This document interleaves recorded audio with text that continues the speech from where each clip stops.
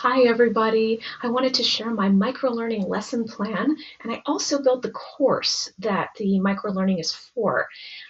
Instead of doing this in a PDF or a Word file, which is what we had as examples, I checked in with Dr. Kim and asked if I could do it in Rise, because for me that was helping me sort of organize the information in a more linear fashion that I thought made more sense and might make more sense for a learner.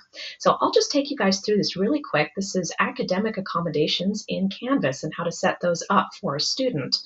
And so I borrowed their logo here on the first intro slide. And then here's where I discuss who my target audience is. There's some audio in case you don't like looking at text or listening to text. Then I discuss here what microlearning is, and I give a little quote from the book. And then here is the learning objective and the learning goals that were requested in our microlearning lesson template. So here's where I set up those. And then this is kind of fun. If you guys want to, you can also check and make sure you remember which the goal is and which the learning outcome is, and do a drag and drop here, what microlearning is, so you remember that. And then here are the course details. So other things that were requested in the template: mode of instruction, internet-based in Canvas, software used, Canvas, Zoom, and Rise 360, concept, and the definitions. And then here are the learning strategies, guys. So the primary strategy that I'm using is direct instruction. Here's an internet link to follow for that. Here's a definition.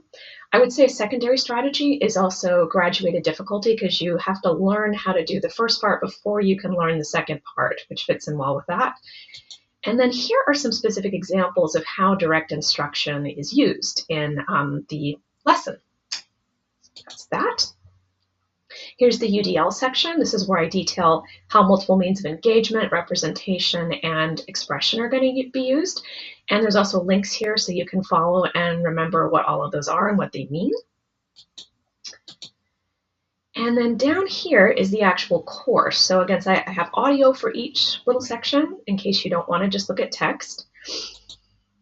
And this first section is about how to add extra time or extra attempts to a student's exam. So then I go through each little step here, guys. I'll just kind of blaze through this with audio for each example. But just to show you, you can also zoom in on all of this, which is kind of cool. So we go through that first part of it, blah, blah, blah, blah, blah. And then down here is a drag and drop to remember the order of the steps that you just learned for the student. So that's a little knowledge check. And then down here is the second section where you have to repeat steps 1 through 3 above. So there's the graduated difficulty piece. And then I go through that again with all of the visuals. This one's kind of fun. This next one, just to show you guys this.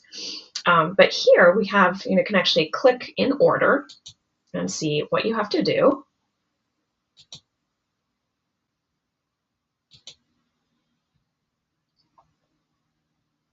And then down here, and then here. So that's helpful, sort of more interactive in terms of what you're seeing. Then there is a scenario as far as what the student will need to remember in order to make the changes that we've discussed. I should say the learner, not the student, because the student is the person whose accommodations are being changed. So let's say Aaliyah wants to change certain settings in the quiz. What does she have to do? Moderate quiz, assign quiz. So you go through this whole scenario, which takes you through all the steps we just learned. And then after that, there is a frequently asked questions section. So for example, how would an instructor know how much extra time or attempts a student needs? And normally you will receive that in an accommodation form. So I just put down here, without using the student's name, a typical accommodation form and circled some of the things that you'll see there. Or if you've got extra days or special class circumstances, what they might need to succeed. So they might need technological devices, they might need to audio record, they might need an alternative format. So you can use all of that to sort of double check that you're really making sure the student is set up for success. And I've had multiple students in many of my classes who have accommodations. So this is just something I regularly look at to make sure we're on the same page.